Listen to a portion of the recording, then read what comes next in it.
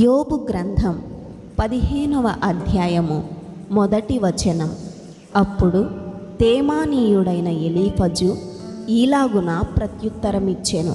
2వ వచనం. జ్ఞానము గలవాడు నిరర్థకమైన తెలివితో ప్రత్యుత్తరమియ్యదగునా? తూర్పు గాలితో తన కడుపు నింపుకొనదగునా? 3వ వచనం. వ్యర్థ సంభాషణల చేత వ్యాజ్యమాడదగునా? నిష్ప్రయోజనమైన మాటల చేత వాదింపదగునా? 4వ వచనం. నీవు భయభక్తులను వ్యర్థము చేయుచున్నావు, దేవుని గూర్చిన ధ్యానమును హీనపరచుచున్నావు. 5వ వచనం. నీ మాటల వలన నీ పాపము తెలియబడుచున్నది, వంచకుల పలుకులు నీవు పలుకుచున్నావు. 6వ వచనం. నేను కాదు, నీ మాటలే నీ దోషమును స్థాపించుచున్నవి, నీ పెదవులే నీ మీద సాక్ష్యము పలుకుచున్నవి. 7వ వచనం. మొదట పుట్టిన పురుషుడవు నీవేనా? నీవు పర్వతములకు ముందుగా పుట్టినవాడవా? 8వ వచనం. నీవు దేవుని ఆలోచన సభలో చేరియున్నవాడవా? నీవు మాత్రమే జ్ఞానవంతుడవా? 9వ వచనం. మేము ఎరుగనిది నీవేమి ఎరుగుదువు? మేము గ్రహింపనిది నీవేమి గ్రహింతువు? 10వ వచనం. నెరసిన వెంట్రుకలు గలవారును చాలా వయస్సు మీరిన పురుషులను మాలోనున్నారు, నీ తండ్రి కంటెను వారు చాలా పెద్దవారు. 11వ వచనం. దేవుడు సెలవిచ్చిన ఆదరణ నీకు తేలికగానున్నదా? ఇట్లు నీతో మృదువుగా పలకబడిన వాక్యము తేలికగా ఉన్నదా? 12వ వచనం. నీ హృదయము ఏల కృంగిపోయెను, నీ కన్నులు ఏలా ఎర్రబారుచున్నవి? 13వ వచనం. దేవుని మీద నీవేల ఆగ్రహపడుచున్నావు, నీ నోట నుండి అట్టి మాటలేల రానిచ్చుచున్నావు? 14వ వచనం. శుద్ధుడగుటకు నరుడు ఏపాటివాడు? నిర్దోషుడగుటకు స్త్రీకి పుట్టినవాడు ఏపాటివాడు? 15వ వచనం. ఆలోచించుము, ఆయన తన దూతల యందు నమ్మికయుంచడు, ఆకాశ వైశాల్యము ఆయన దృష్టికి పవిత్రము కాదు. 16వ వచనం. అట్లుండగా హేయుడును చెడినవాడును నీళ్లు త్రాగునట్లు దుష్క్రియలు చేయువాడును మరి అపవిత్రుడు కదా? 17వ వచనం. నా మాట ఆలకింపుము, నీకు తెలియజేతును, నేను చూచిన దానిని నీకు వివరించెదను. 18వ వచనం.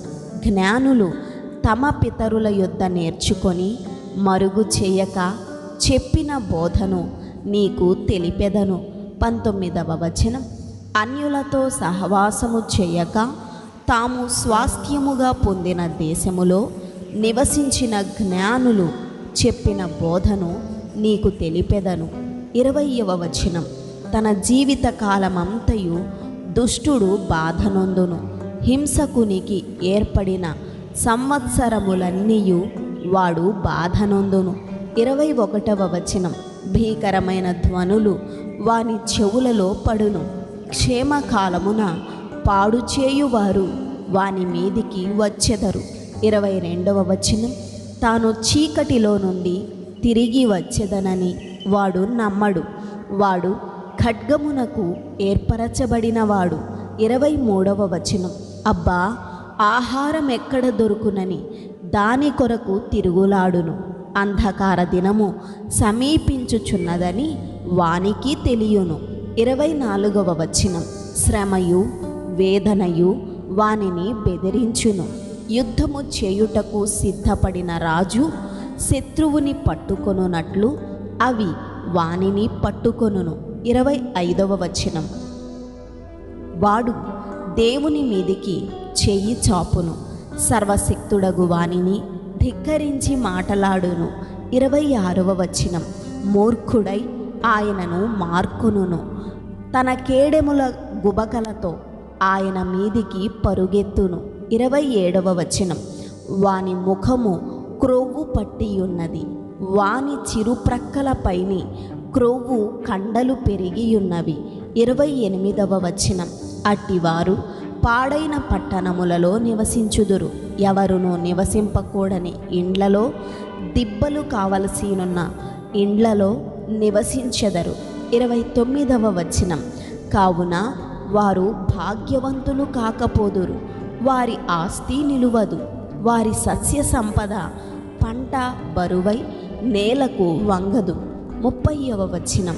వారు చీకటిని తప్పించుకొనరు, అగ్ని జ్వాల వారి లేత కొమ్మలను దహించును.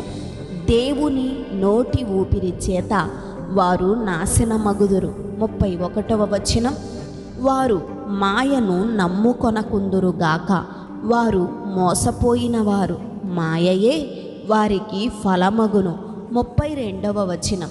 వారి కాలము రాకముందే అది జరుగును, అప్పుడే వారి కొమ్మ వాడిపోవును. 33వ వచనం.